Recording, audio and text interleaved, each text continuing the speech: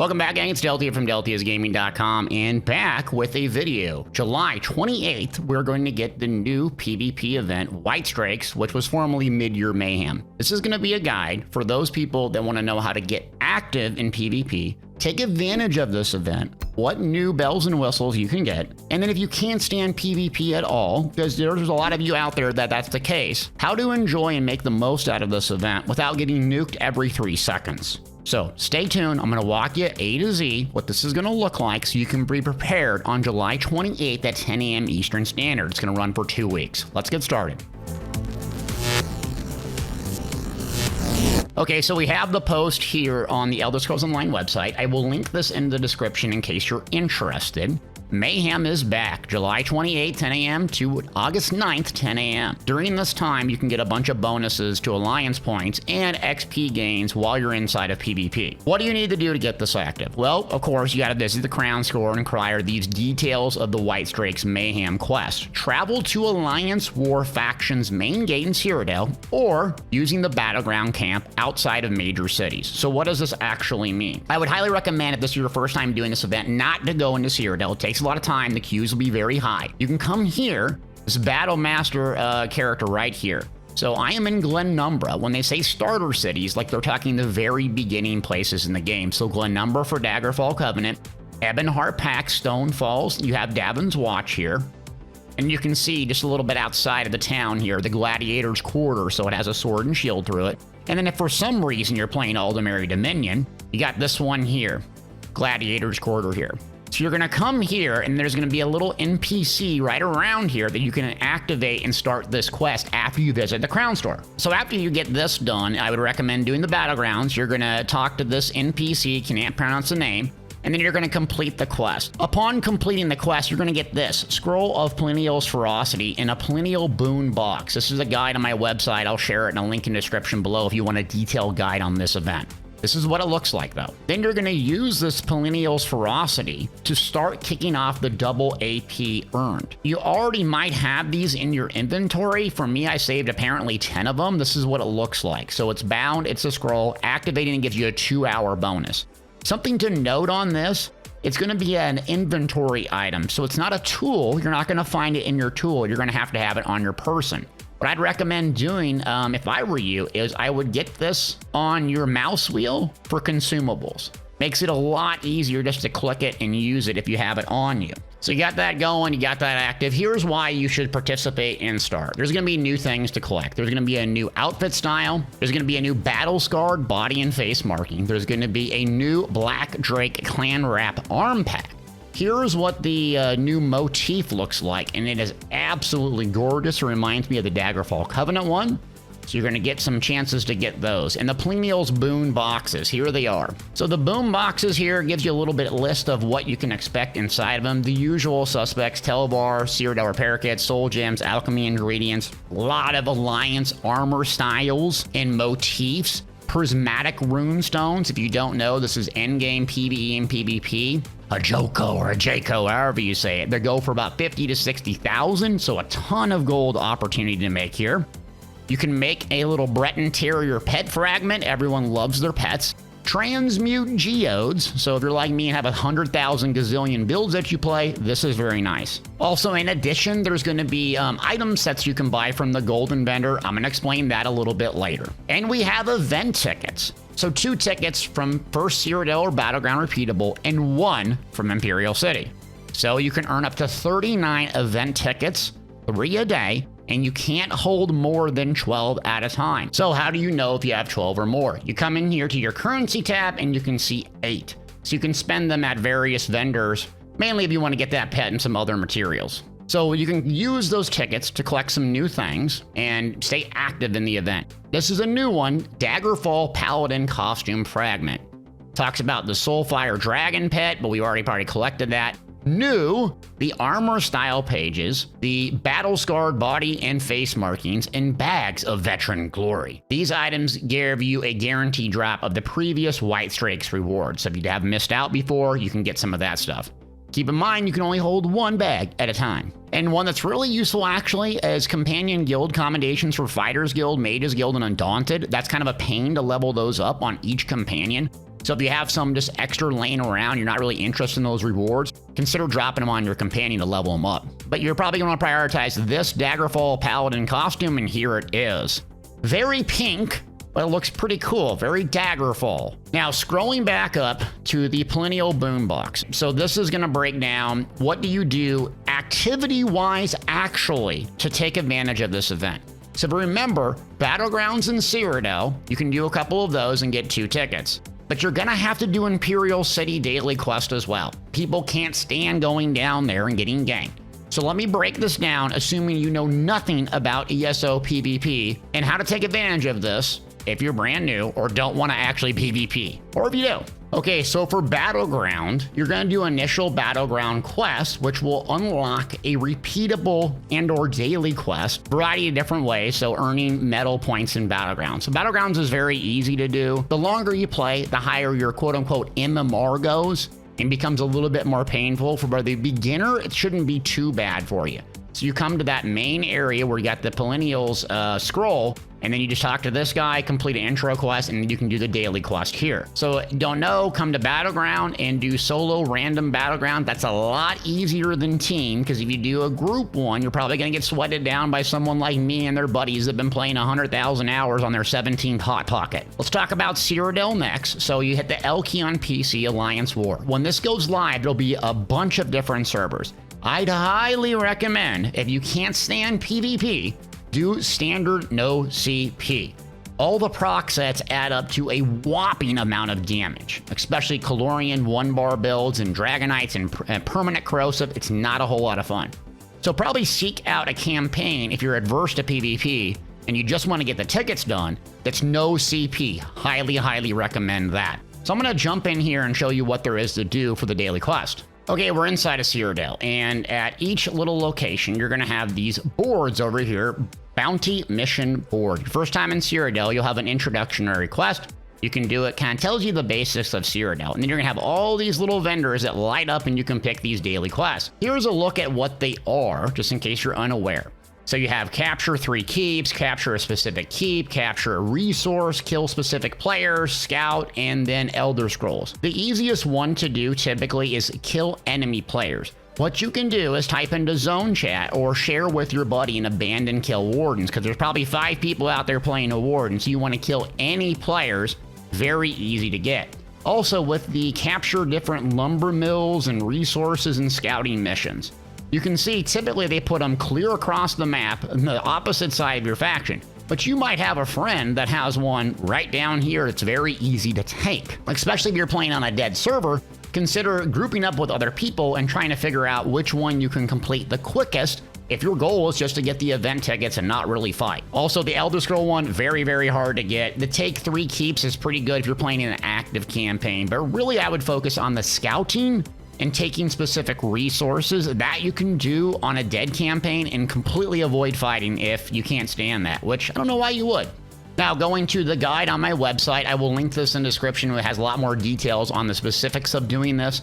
But this is what it looks like. There's actually towns you can complete quests in: Bruma, Chorrol, Velastris, Cropsford, and Cheydinhal. And here's the locations of them. So Cropsford, Velastris, and Bruma are actually on the transit system. So you see these little lines that go there. That just means your faction can quickly travel there. So if you're an Aldemary Dominion player, you're just going to have to walk and hoof it up to one of these little towns and do a quest. There'll be a quest hub there, but just keep in mind, a lot of gankers and people like to camp this because they know you're coming to do the specific quest. So even on an active or an inactive campaign, this is a good option to do, but just be aware, people will be there waiting in the shadows for you to pick up that quest and kill you. So Chorrol and Cheydinhal are pretty good if you're adverse to doing combat because they're not a part of the system that's transit-based and you can't respawn there. So sometimes they're right outside of the blue keep and they're right outside of the red keep. Sorry, Aldemary Dominion. But those are 2 that are easy to get if you're on those 2 factions. So those are a couple options in Cyrodiil.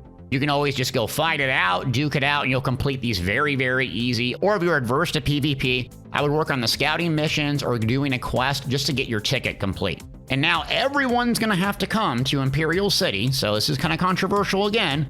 Let me show you how to make the most of it. Imperial City, like Cyrodiil, is now separate from their own queue. So when this goes live, you're gonna have a gazillion different Imperial cities.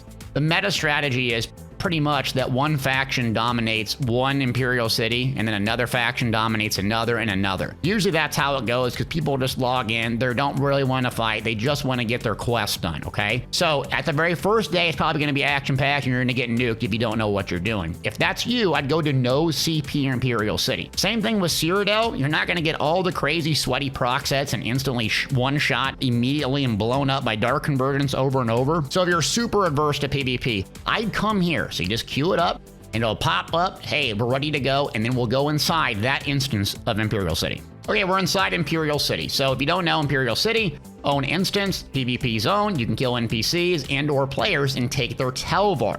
Tel Var is a very useful currency, which I will show you a little bit later why you want to do PvP and how you can make a lot of gold, because you guys love making gold.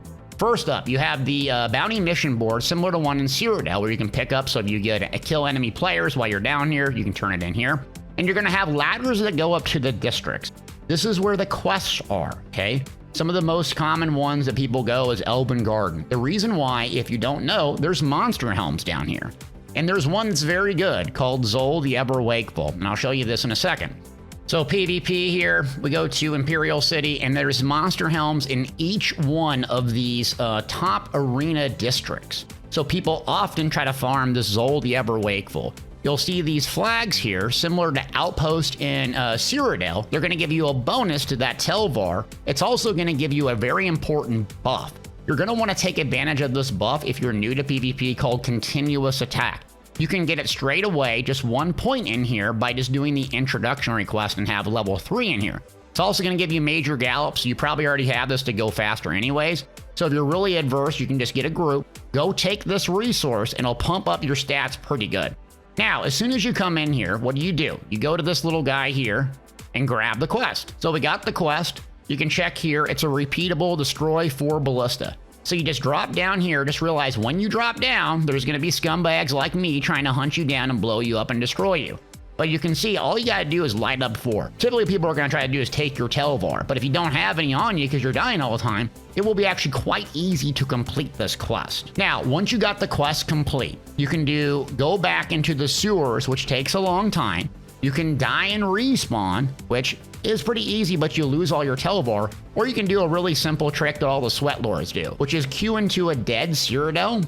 It'll port you out instantly. So if you're walking around with a gazillion Tel Var on you and you're not near the sewers to go back to your home base, it's kind of a cheesy way to get back to your home base with 0 risk to you. So we're going to take that, and then you can go turn the Imperial City quest in without the need for running all the way back or having me chase you down and blow you up on a Dark Convergence macro. All right, back in Cyrodiil, I hope this makes sense. This is kind of what you're going to want to do, is prioritize Battlegrounds. Go to Cyrodiil, a very easy and simple Cyrodiil that's maybe dead if you're adverse, or if you're like a brawler just wants to fight everybody, go to the most active one and just duke it out. And then Imperial City doing the quest. That's going to give you the tickets, 3 a day, okay? So now we got to discuss, why do you want alliance points? So if you look at my character here, I got pretty much nothing on this guy, but that's because I spent like millions of them. But what people do, how to make a lot of gold in the game, is they use alliance points and buy these here, alliance spell drafts. Typically, endgame raiders will use these, and they can get 100,000 gold for about 200 of them. So it's a very simple way to convert your alliance points into instant gold, because people constantly need these, and also the stamina-based version. The tripod is not really available, so this is kind of a garbage one. So most people use it here and buy that stuff. There will also be a golden vendor at each little faction, kind of right here. So Daggerfall Covenant, where I am, and it'll show up on the weekends. It's going to have really cool items on here that you can flip for a lot of gold. So Deadly Strikes is going to be incredibly valuable going forward, in my opinion. Reason why is damage over time and channel abilities do 15% more damage. The way the game's shaping out, in case you're not aware, update 35, huge, massive, radical changes. What's relative to this conversation is this main spammable flurry morphed into Rapid Strike might be the most common main spammable for stamina builds. Might, we'll have to see, but that would make Deadly Strike applicable for pretty much every build. So if you're an investor out there, I would save your AP and bet the farm on Deadly Strikes. If I'm wrong on it, I'll apologize to you in person. If I'm not, just, This might be a nice comment for once. Or you're gonna come here on the weekends and buy up all the monster helms and gold jewelry. I would not list them right away. I would sit on them until they're uncommon. But that's how you can make a ton of gold using alliance points if you like to do Cyrodiil and or Battlegrounds. The Battlegrounds vendor doesn't have a whole lot that's really that worthwhile, but the potions are the no-brainer guaranteed luck. There's also some random bags. So we come over here and we're gonna have this vendor right here, Merchant House, and there's a bunch of different zones and various stuff that you can buy here. So you'll see regional equipment vendor. Why would you use something like this? If you are after a specific set or a specific overland zone set that you wanna get a hold of, this is what you would buy. What I did in the past actually is bought a bunch of Deshaun Mother Sorrow, and I made a ton of gold off of it, especially with the staves. But now with Order's Wrath being very prevalent, not that useful. But if you have some extra AP and you really want to get a hold of some specific set, this is where you'd come. We have War Researcher. So here you can buy various little trinkets here, especially motifs, if you're into that and don't have them collected. And now we have Elite Gear Vendor. So these are PvP sets. If you put your mouse over it, it should tell you what's inside of them. So Falsala's Guile or Warrior's Fury. Garbage. Marksman, Lecky, blah, blah, blah. But it does have Vicious Death. So another one here, Unidentified Elite Jewelry. Vicious Death is in here. Same with Transmutation. So Vicious Death, body, jewelry, weapons, extremely expensive. You could hit home runs, but this is the RNG route to make gold off of Alliance points. So realize sometimes it's a home run, sometimes it's really not. And speaking of Deadly Strikes, if you don't know, Deadly Strikes vendor is up here in Bruma.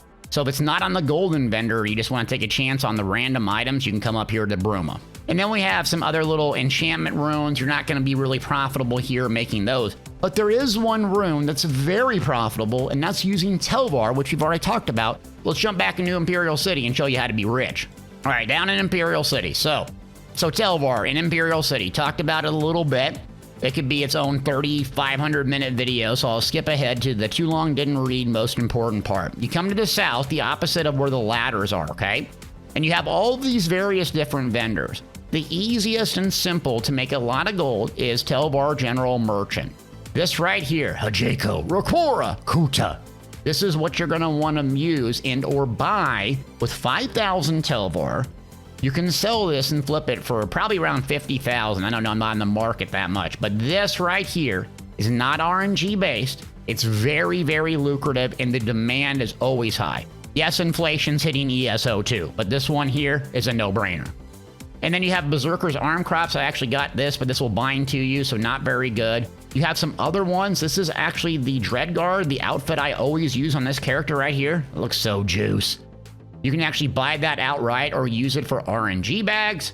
And it just kind of goes through these storage chests. It's super, super useful for your home. So don't sleep on Tel Var. It's really the endgame PvPer's gold making loot. And you have Apothecary Parcel. So this is just a bunch of alchemy ingredients. Now, some other things you can do with Tel Var. You have some other options all the way over here. You got armor like Powerful Assault, really good and useful, but you really don't want to buy the armor on the actual person. You want to buy the RNG ones. So if you come here, you got a whole bunch of options. This is the shoulder for the monster helm that I've already talked about. So 20,000 a pop to get a shoulder. Very, very, very expensive. But here, Powerful Assault equipment box for 3K. What a lot of people do is gamble on these powerful assaults. If you don't know, a back bar frost staff is extremely lucrative, 2-3 million. I don't even know what it's up to right now. Healers and tanks and so forth run it in PvE, and a lot of PvPers run it as well. So a lot of people try to risk it for the biscuit on powerful assault. It looks like I got 3,000 on me. Let's just try it here real quick. Let's see. Come on. Streamer loot, streamer loot. Garbage. We tried. So anyways, you spend 5,000 and get the Hajeko or whatever it's called. That's way more lucrative. Okay, last thing I'm gonna do is go over some gear sets that you should prepare yourself. Let's say you suck at PvP. You're terrible at PvP. You're completely open and honest about that. That's great. Wear defensive sets when you're doing this. Stack as much HP as possible so you prevent yourself from getting nuked a lot. I'll probably have a separate video. I have a gazillion builds on this on my website, whether it's 1 bar or 2 bar. But just in case you're unaware, I'm going to go through some item sets that will be useful for you to collect. 1. Buffer of the Swift. Reduces damage taken from players by 10%. That is active at all times. It's dirt cheap on the traders, and you can get it very, very easily. Don't sleep on Buffer of the Swift. Great defensive set. It does come in light armor. My favorite of all time, that is going to get nerfed to shreds next patch, but that doesn't matter right now, is Iron's Blood. 10% chance when taking damage and reduces your damage by 30%. Yes, you're snared, but 30% stacks on top of major protection, minor protection, armor that you have, other things like Pain's Refuge, bracing anchor when you're blocking. That's why people are so dang tanky and you can't kill them. Iron's Blood comes from Falkreath Hold. Run it on normal if you have to. It's a nightmare to get a hold of it, but it'll change your life. Grace of Gloom is another really good set. This comes from Somerset. You can buy it on the traders. It does a little bit of healing, but it gives you major evasion. Really, really nice. And the more HP you have, the better heals you have. So don't sleep on this set as well. Some craftable options for you. Daedric Trick Daddy. I love this set. It gives you major buffs. So usually I put on a resto staff, either on my back or my front bar, and it procs off of damage. Doesn't matter how much damage, but you can stack major buffs. You can have major protection on top of major mending and on top of major heroism. Incredible, incredible crafting set. And we haven't talked about Pariah, but that's another really good one, especially if you're a vampire. Increases your physical resistance up to 10,000 based on your missing health. So the lower you get, the harder it is to kill you. You can get this from Hrothgar or on the traders. And then one of my favorite all-time sets right now, craftable, is Wretched Vitality.